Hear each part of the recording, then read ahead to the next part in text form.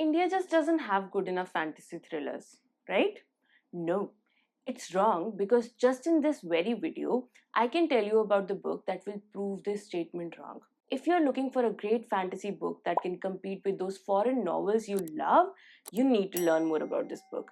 Of course, this is a spoiler free review.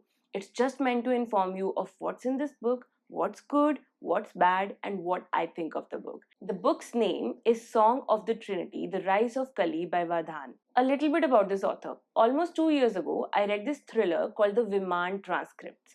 In fact, I loved it so much that it was one of my top 5 reads of that year.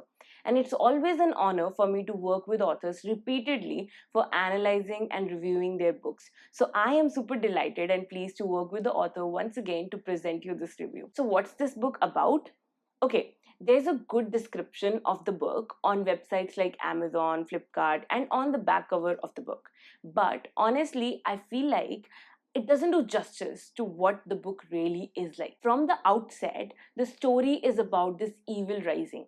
Kali, the Lord of Kalyug, is currently locked in a prison and is planning a comeback. His rise could be devastating. So, obviously, the heroes of the story are going to put up a fight. But what are the things you wouldn't have known about if you weren't watching my channel?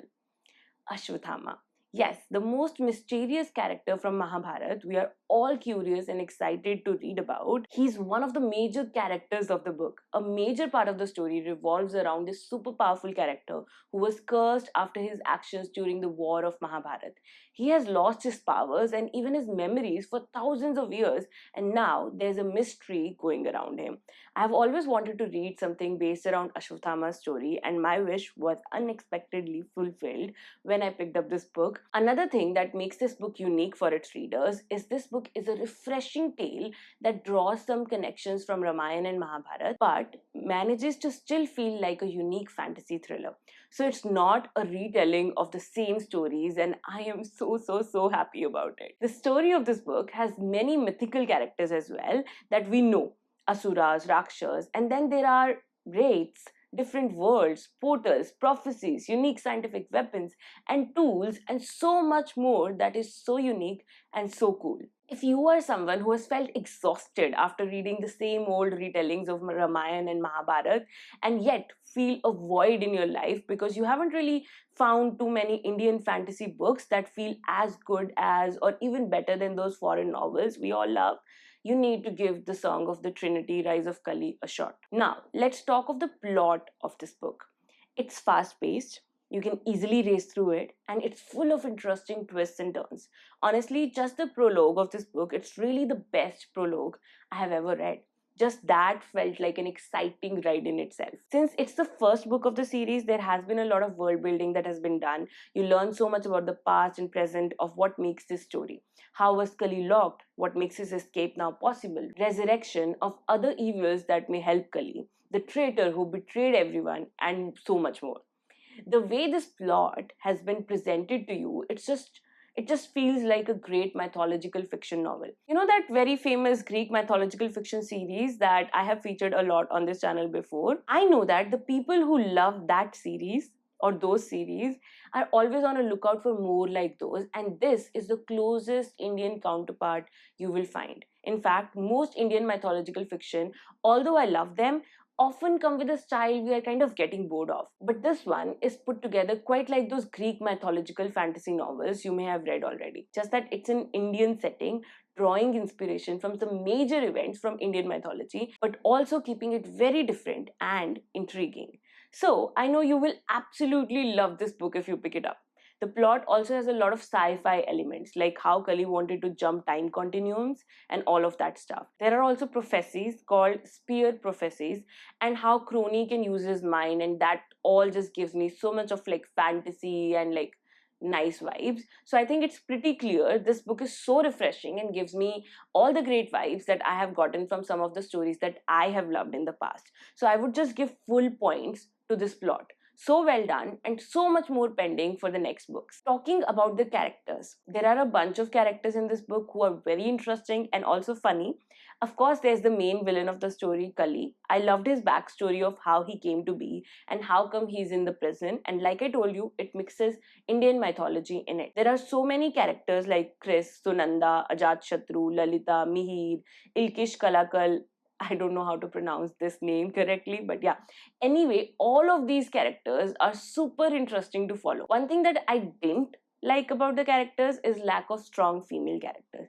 See, unlike what we may expect at this time when women are discriminated against so much and are considered by some as like weak, Indian mythology and stories are full of women who exemplify strength and who are really just so powerful. Because of this, and also because it's only fair to expect this, I expect strong female representation from every single book. Now, there are three potential candidates for such representation in this book. We have Lalita, Sunanda, and Trigund. There's even Queen Bhavani who is there, but her role isn't much in the book, so I'm letting that pass. Now, Trigund is super powerful, sure, but as a villain. Sunanda, she's supposed to be powerful, I guess, but I just didn't feel that strength and wow factor in her character at all. And Lalita is who I am most disappointed about. She just gives off that damsel in distress vibe that I didn't like. Like she's herself super powerful, and it feels like her strength could have been highlighted more. As an example, there's this line in the book: in the crossfire was the princess Lalita, hugging the ground, cowering. No, please no. To be fair, at some places she does show the courage and strength she has, like when she fires a Naga Astra a bit later in the book. But there was so much she had in herself which didn't come out in this book. Not my favorite part. There's also a little dialogue of romance between Lalita and this man I can't tell you about. I'm sorry, but that felt cringy. I expect more romance or whatever it is between these two characters in the next book, and I hope it feels authentic and not cheesy at all. Other than that, all the characters have been created to add a bit of humor and even authenticity, if I dare say that. All of that makes this book a great read. For writing style, I told you that there are characters who are funny, right? But there are also like a lot of funny things in the book. For example, there's a line in the book: Mangy dog, that's all you are, burnt like a forgotten dosa. It really just made me laugh out loud. What an expletive it was, right? Like a unique dialogue, I would say. The book, yeah, it's funny and it's also very simple to read. A good sci fi fantasy thriller for beginners. As always, I really appreciate simple and easy to read Indian books. Those are rare in India, you know. I don't know why, but our authors often make book writing a competition to brag about their hold in English language and not writing in actual language. Is just a medium to convey the story. It's the storytelling that matters. How you tell that story. Your actual words and vocabulary doesn't matter. We have dictionary and grammar books to read that kind of stuff, okay? Anyway, this book is definitely not that kind. You can pick it up today, and even if you have read just 2 3 books in your whole life, you can enjoy it. Moving on, for a fantasy novel, the world building is very important. You need to be able to imagine the story, the past, present, and what's coming. And also, imagine all of those different places you are taken to. And this book does a good job at it. I loved how beautifully the story connected to Ramayana and Mahabharata events, like Ashwatthama's story, the final journey of Pandav. So many connections, but with freshness oozing out of them. I also liked how the author often switched between different names for the same characters. It's a very small thing, but I really liked it. Like Kali and Crony, Mage and Ashwatthama, it all made it a very good read. The description of different creatures, that's also something I really loved. Like demons, there are two varieties, okay? And in this one point in this book, they are about to attack someone or a lot of people, okay? And the description of one of these demons goes like perfect round of a head with smaller fiery orbs for eyes and a round mouth that seemed to have wedged itself into a half moon smile. I love that description. And many more like that are in this book. So for writing, I really like that. What I didn't like was this, that like I did feel like some of the detail in the writing was unnecessary, like hitting someone's solar plexus. Like, where is that coming from? Just keep it simple, like the whole vibe of the book that I really loved. Everything else in the book is like instinctive and simple. Just couple of these dialogues, like this one with the solar plexus, I was just like, Why is it here? Anyway, another just sort of like warning I would give you is, if you haven't read a lot of sci-fi books, you may need to reread and pay close attention to the world and the story of this book, because it can get confusing for newbies. Reread a couple of chapters, not the whole book, but if you're paying proper attention, you will have no problem understanding anything and everything in this book.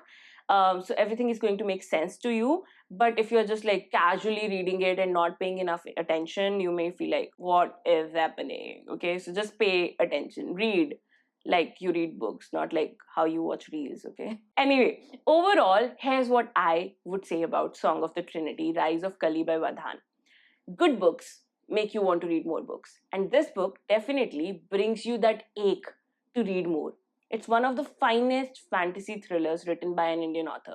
If you're looking for an Indian book that takes you on an adventurous tale with some of the most powerful characters from Indian mythology, but with a blanket of sci-fi fantasy thriller, you need to pick up this book. Overall, I gave this book 4.5 out of 5 stars. Thanks so much for watching this video. This is Manpreet signing off. I'll be back with another video very soon.